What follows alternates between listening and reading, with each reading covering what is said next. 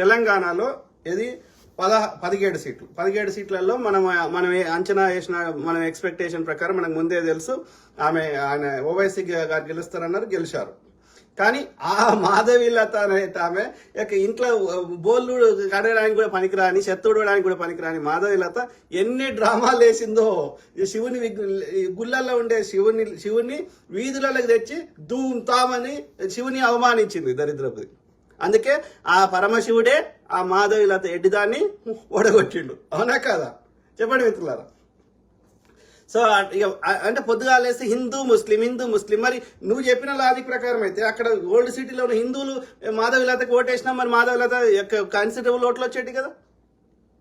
అరే మతం మీద ఓట్లు పడేరా అయ్యా. నువ్వు బువ్వ పెట్టేది చెప్పండి, తిండి పెట్టేది విద్యాలయాలు, లేకపోతే ఇంకోటి పనికొచ్చేది చెప్పండి. మతం అనేది ఎవరి బిలీవ్ సిస్టమ్, వాడు మొక్కుంటాడు, వానికి మానసిక ప్రశాంతత దొరుకుతుంది, గంతవరకే. జై శ్రీరామన్ కూర్చుంటే బువ్వ రాదు, అర్థమైందా? సో ఆ క్రమంలో అది ఓల్డ్ సిటీలో మన మాధవీలతను ఓడిపోయింది. తర్వాత మిగిలిన కేసీఆర్ అనే దుర్మార్గుడు నా అంచనా ప్రకారం ఆయన అదే ఈ బాపనోడు బీజేపీ వాడు అందరిని భయపెట్టించి గెలవాలని ప్రయత్నం. అట్లా ఎన్నికల ముందు ఎన్ని పార్టీలను కూల్చిండు, ఎన్ని ప్రభుత్వాలను కూల్చిండు, అది 10-15 కూల్చి మళ్ళీ కాంగ్రెస్ ఏడుంది అంటాడు.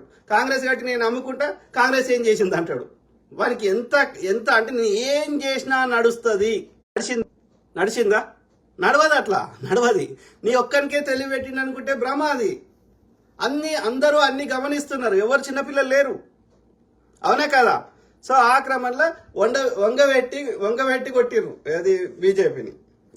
వాని అహంకారాన్ని, వాని నియంతృత్వాన్ని, వాని యొక్క విద్వేషాలని, వాని యొక్క బీజేపీ ఐటీ సెల్ ఫేకులని, దుష్ప్రచారాలని, గోబెల్స్ ప్రచారాలని, గోధి మీడియా యొక్క చెత్త ప్రచారాలని వంగబెట్టి మళ్ళా లేవకుండా కొట్టిర్రు బీజేపీని. ఇది ఆరంభం మాత్రమే. ఇంకా రాను బంతిని ఎంత కిందికి కొడితే, ఎంత స్పీడ్గా కొడితే అంత పైకి లేస్తుంది. ఓకే. సో ఆ క్రమంలో కేసీఆర్ అనే దుర్మార్గుడు, అదే బీజేపీ. ఎందుకు చెప్తున్నా బీజేపీది? ఎందుకంటే